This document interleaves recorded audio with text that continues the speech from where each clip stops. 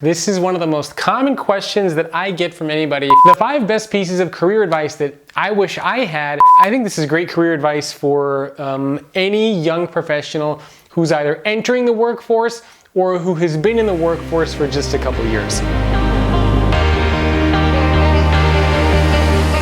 Hey everyone, it's Jacob here, and today I wanted to talk about something that I get asked a lot. This is one of the most common questions that I get from anybody, and that is career advice for young people. So I wanted to put together a list of 5 pieces of advice that I wish somebody gave me when I was in my 20s or even maybe a little bit younger. So 5 pieces of career advice for young people.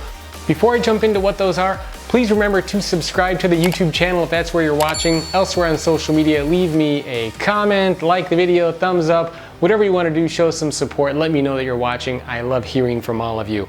So the 5 best pieces of career advice that I wish I had, and honestly, I think this is great career advice for any young professional who's either entering the workforce or who has been in the workforce for just a couple years. First piece of advice is taste test. So what do I mean when I say taste test? If you've ever gone into an ice cream store, like a Baskin-Robbins for example, there's a lot of flavors, and you oftentimes don't know what flavor you want. So you sample them, and then when you get to a flavor you like, you say, that's the one I want. Well, when you're young in your career, you have no idea what you want to do. You don't know if you want to go into marketing or sales or finance, or if you want to be a speaker or an author. You don't know, you've never done this before.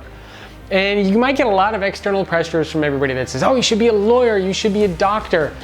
The important thing that you need to remember is you should taste test. Try all of these things and see what you enjoy. It's okay to not spend the first 5 years of your life at a single organization.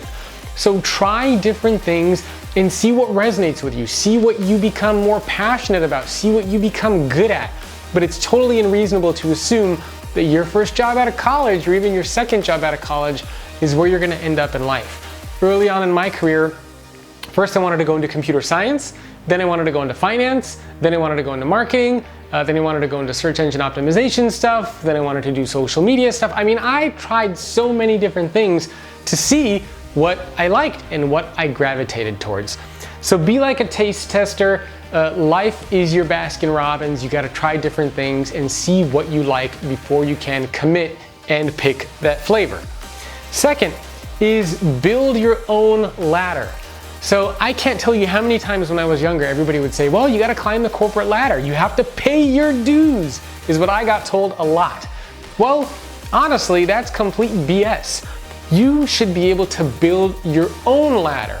You don't have to follow the template that everybody tells you you need to follow. You can create your own ladder. You can build your own career. I did this after leaving my last full-time job working for somebody else 12, 13, 14 years ago. You can do the same thing, but even if you have a full-time job inside of an organization, you can still shape your corporate ladder inside the company. A lot of these organizations use different technology tools and platforms where you can start to build your personal brand internally, let your voice be heard, speak up, let people know what you care about and what you value. But if you want to build your ladder, you're gonna need to feel comfortable with speaking up and building your personal brand, whether you're inside a company or outside of it. But the point is, you don't need to climb anybody else's ladder. Focus on building your own ladder.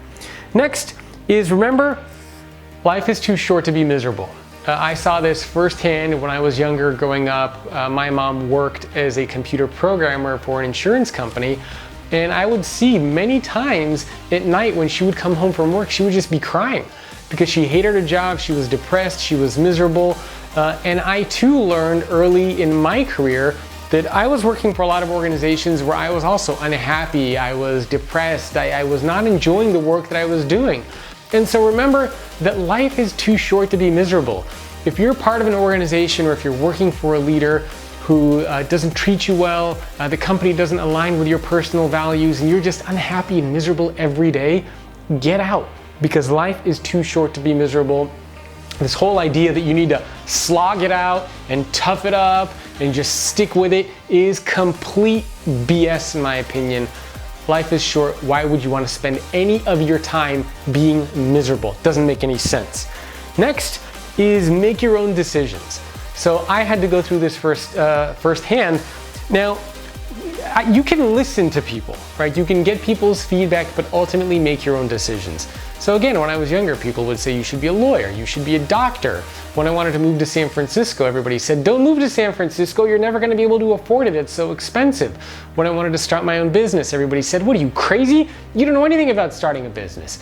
Even when I wanted to write a book, Jacob, you're not that great of a writer. I wanted to speak, you're really not that good of a speaker, why do you wanna do that?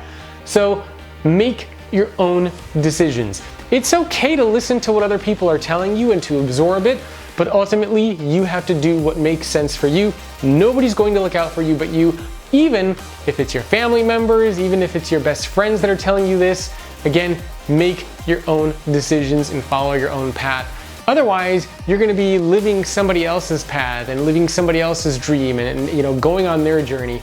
You want to go on yours. Again, it doesn't mean you don't need to take feedback from other people, make your own choices. Next is be self-aware. I was not good at this early on in my career. Being self-aware really means understanding your strengths and weaknesses and also understanding how other people perceive your strengths and weaknesses. When I was younger, I thought I could do everything, I thought I knew everything. I was not very self-aware at all. Even when I built my business and I was growing, I refused to hire people because I thought that I could do everything. I could tackle on any project that came my way. So being self-aware means having an honest conversation with yourself. What are you actually good at? What are you not that good at? How do other people perceive you? Do you know how other people perceive you? The more self-aware you become, the easier it's going to be for you to chart your course, whether it's as an entrepreneur or whether it is somebody who is working full-time in a more traditional environment for an organization. Being self-aware and having this level of emotional intelligence is honestly something a lot of younger people, well, we all struggle with it, but especially younger people really struggle with it just because they haven't had that life experience. They haven't necessarily been put into those situations. So if you're younger and you can figure this out earlier on, you're gonna have a much easier time in your personal and your professional life. I struggled with this, but hopefully you will not. So these are my 5 best pieces of career advice for young people.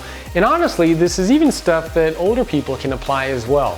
So taste test, remember, Baskin-Robbins, you don't have to commit to one thing right away, try a bunch of different ones.